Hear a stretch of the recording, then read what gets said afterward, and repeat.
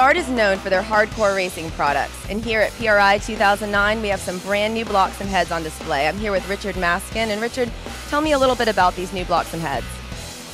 Oh, there's so much of it. We work so hard.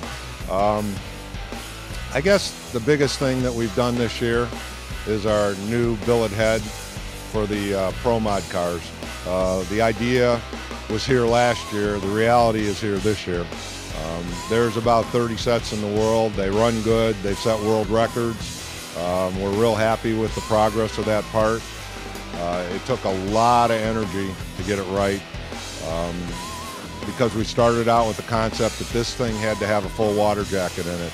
And a lot of the information and a lot of the technology that got developed out of the billet block program, which is now 3 years old, went into that. And without that experience, we couldn't have done the billet head program. I understand you also have an aluminum block here on display. Yeah, we have a new 4500 small block, aluminum block, that is actually an old block that has been changed around a little bit so it can make the original block, and it now can make a 4/500 bore spacing block, and that's here. It's done.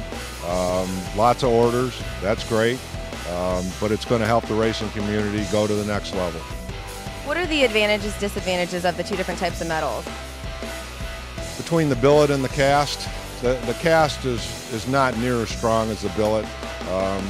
From a technical aspect, castings don't have the tensile strength, and they don't have the elongation, which means they'll, at a certain point, 3%, when you bend them, they'll break. Now the billet material is much stronger for tensile strength, and it has a 9% elongation, which is a big, big number compared to 3%.